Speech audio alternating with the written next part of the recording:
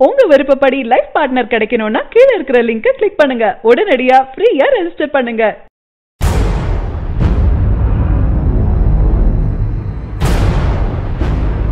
தல அஜித் மிக பெரும் ரசிகர்கள் வட்டத்தை வச்சிருக்காரு.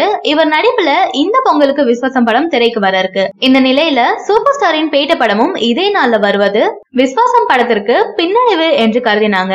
அஜித்தின் விஸ்வாசம் படத்தை பற்றிய பேச்சு இப்போது அதிகமா இருக்கு. எங்கு திரும்பினாலும் படத்தின் கட் அவுட், பேனர் என ரசிகர்கள் தெரிக்க விட்டுட்டு வராங்க. சமூக வலைதளங்கள்ல படக்குழுவினரின் பேட்டிகள் அதிகம் ரசிகர்களால பகிரப்பட்டு வருது. இந்த படத்துல நடித்திருக்கும் யோகி பாபு மற்றும் ரோபோ சங்கர் விஸ்வாசம் படத்தின் FTFS காட்சிய மதுரையில் உள்ள சண்முகா திரையரங்குல ரசிகர்களுடன் காண இருக்காங்களாம்.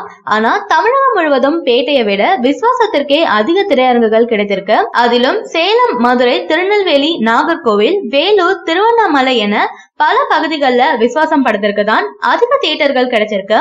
இதன் மூலம் ஜனவரி 10 படம் ரிசல்ட் எப்படி வந்தாலும் முதல் நாள் பேட்டையை விட விஸ்வாசம் கையே ஓங்கியிருக்கும். விஸ்வாசம் மிஸ் பேட்டை 2 படங்களும் சம அளவுல எதிர்பார்ப்புள்ள படங்கள். ஜனவரி 10ஆம் தேதி திரைக்கு வருது.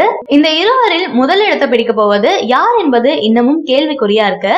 ஆனா தியேட்டர் உரிமையாளர்கள் சொல்வது என்னன்னா விஸ்வாசம் வசூல் தான் அதிகம் இருக்கும்னு சொல்றாங்க. காரணம், பேட்ட படம் கிட்டத்தட்ட 3 மணி நேரம் ஓடும். விஸ்வாசம் படத்தின் ரன்னிங் டைம் 2 மணி நேரம் 32 நிமிஷம் தான். ஆனா அதனால மல்டிபிளெக்ஸ் தியேட்டர்கள்ல அதிக ஷோக்கள் திரையிடலாம். மேலும் சிங்கிள் ஸ்கிரீன் கொண்ட தியேட்டர்களிலும் ஒரு நாளைக்கு 1 அல்லது 2 ஷோ அதிகமா திரையிடலாம்.